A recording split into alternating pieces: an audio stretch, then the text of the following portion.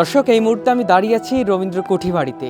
যে কুঠিবাড়িতে রবীন্দ্রনাথ ঠাকুরের অসংখ্য স্মৃতি জড়িয়ে আছে। আমরা একটু সামনে যাব, সামনে যে আপনাদেরকে এক নজরে দেখানোর চেষ্টা করব। আমরা জানি যে রবীন্দ্রনাথ ঠাকুর তিনি তার শৈশবে আসতেন এই জায়গাটা, এবং এই জায়গাটা এসে তিনি থাকতেন, এবং জমিদারি সূত্র থেকেই কিন্তু এই জায়গাটি তিনি আসলে পেয়েছিলেন। আমরা যেটা জানি এটা হলো পদ্মা নদীর পাড়ে অবস্থিত। আমরা একটু সামনে গেলে আপনারা বুঝতে পারবেন যে রবীন্দ্রনাথের যে কুঠিবাড়িটি রয়েছে সেই কুঠিবাড়িটি এক নজর আপনাদেরকে দেখানোর চেষ্টা করব। আমরা দেখতে পাচ্ছি বিভিন্ন জায়গা থেকে ছুটে আসা রবীন্দ্রনাথের যারা পছন্দ করেন, এবং এই কুঠিবাড়িতে এটা কিন্তু দেখতে চলে আসেন বিভিন্ন জায়গা থেকে। এমন আমরা অসংখ্য মানুষকে দেখতে পাচ্ছি, তাদের মধ্যে আসলে অনেকের সাথে কথা বলবো। আমরা একটু জানতে চাচ্ছি এই যে রবীন্দ্রনাথের কুঠিবাড়িতে এসেছেন, কেমন লাগছে? ভালো লাগছে, তবে আমি আগেও একাধিকবার এসেছি। এখন আমার মনে হচ্ছে যে আগের থেকে এখানের পরিচর্যা কমে গেছে, অনেক কিছুই অবহেলায় নষ্ট হয়ে গেছে। অনেকগুলো দেখলাম যে নাই, আসবাবপত্র তারপরে পোর্ট্রেট অনেকগুলো নাই দেখলাম। তো এই বিষয়টা একটু খারাপ লাগলো। রবীন্দ্রনাথ এতদিন আগে যেসব ওনার ব্যবহৃত জিনিস এখানে রয়ে গেছে। কি দেখেছেন এখানে বিশেষ করে ওনার ইন্দারাটা দেখে খুব ভালো লাগছে, যেখানে গোসল করতেন উনি। আর ব্যবহৃত ওনার পালকি আছে, ওনার খাট আছে, ওনার নৌকা আছে, এগুলো দেখে খুব ভালো লাগছে। এবং এইগুলো আসলে আমাদের আরেকটু যত্ন সহকারে সংরক্ষণ করা উচিত। প্রথম আসলাম, খুবই সুন্দর পুরনো স্মৃতিগুলো। এগুলো যদি আমাদের ছেলে সন্তানরে আমরা যদি না পরিচয় করায় দেওয়া যায়, এগুলা খুব পিছনে পড়ে যাবে। খুবই আনন্দ হলাম এখানে আসে। কি দেখেছেন? দেখেছি রবীন্দ্রনাথ ঠাকুরের যে খাটে শুইতো, ওই পুরনো খাটগুলো, যেই নৌকাতে নদীতে ভ্রমণ করছে, নৌকাতে ওই পুরনো স্পিড বোটগুলা, ওইগুলা মনে করেন যে স্মৃতি হিসাবে। আসলাম ঘুরতে ফ্রেন্ডদের সাথে, আলহামদুলিল্লাহ ভালোই লাগছে, খুবই ভালো লাগতেছে। এবং আমি তো ছোট সময় থেকে মানে জানি যে যেখানে কুষ্টিয়ার নাম শুনলেই কুঠির বাড়ির কথা মনে পড়ে।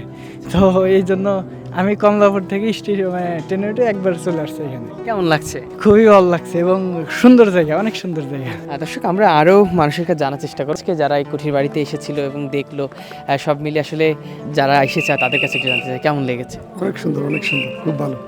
ভিতরে কি দেখলেন? এটা ওনার ব্যবহৃত যে জিনিসপত্রগুলো আছে এগুলি খুব ভালো লাগলো। আর কখনো আসেনি, আজকে ফার্স্ট, মানে প্রথম।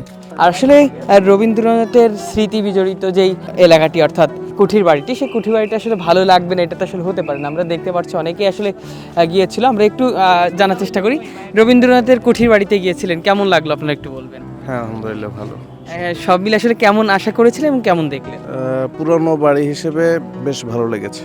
দর্শক, আমরা কথা বলছিলাম এখানে যারা দর্শনার্থী বিভিন্ন জায়গা থেকে, তাদের মুখ থেকে যতটুকু জানলাম তারা কিন্তু আসলে আমাদেরকে বললো যে কুঠির বাড়িতে এসে তাদের বেশ ভালো লাগছে। কারণ কুঠির বাড়ি কিন্তু রবীন্দ্রনাথের যে পরিবারটি রয়েছে, ঠাকুর পরিবার, সে ঠাকুর পরিবারের স্মৃতি বিজড়িত। আমরা একটু যদি জানার চেষ্টা করি, রবীন্দ্রনাথের বাড়িতে গিয়েছিলেন, হ্যাঁ কেমন লাগলো? সব কিছু মিলে আলহামদুলিল্লাহ অসাধারণ লাগছে। কারণ ওনার বাড়িটা শুধু আমাদের দেখে আনন্দিত না, ওনাকে আমরা পাই এই আনন্দিত, কারণ উনি কবিগুরু, বিশ্বকবি রবীন্দ্রনাথ ঠাকুর। আর এখানে ওনার পৈতৃক ভিটা ছিলেন, ওই এলাকার প্রভাবশালী ব্যক্তি জমিদার ছিলেন ওনার ফ্যামিলি পরিবার। সেই সুবাদে ওনার স্মৃতি বিচরিত অনেক আসবাবপত্র এখানে আছে, ব্যবহারকৃত খাট, আরও অনেক সরঞ্জাম, যেগুলা দেখে আজকে ভিতর থেকে উপলব্ধি করতেছিলাম যে কবি হয়তো এখানেই ওনার সময় জীবনদশায় কাটিয়েছিলেন আর কি। দর্শক, অনেক দর্শনার্থীদের কাছ থেকে আমরা জানতে চাইলাম যে আসলে তাদের কেমন লাগলো রবীন্দ্রনাথের কুঠির বাড়ি। তারা আমাদের কাছে একটি বিষয় জানালো যে গতবার এসে যেমনটি দেখেছে তার থেকে এখন পর্যন্ত অনেকটাই পরিবর্তন হয়েছে, এবং অনেক সংস্কারের বিষয় আছে, এবং অনেক অবহেলার কারণে আজকে এই রবীন্দ্রনাথের স্মৃতি বিজড়িত এলাকাটি বা এই কুঠির বাড়িটি হারাতে বসতে চলেছে। এবং দর্শনার্থীদের আরও প্রত্যাশা এটার যেন মেরামত এবং এখানে যেন আরও ব্যবস্থাপনা ভালো করা হয়। পরবর্তীতে যেন তারা এসে এই রবীন্দ্রনাথের কুঠির বাড়িটি সুন্দরভাবে ঘুরতে পারে, এমনটাই কিন্তু অনেকে প্রত্যাশা করছে। দর্শক, আবারও দেখা হবে কোনো একটি বিষয় নিয়ে। সেই পর্যন্ত ভালো থাকবেন, সুস্থ থাকবেন। সবাইকে আল্লাহ হাফেজ, আসসালামু আলাইকুম।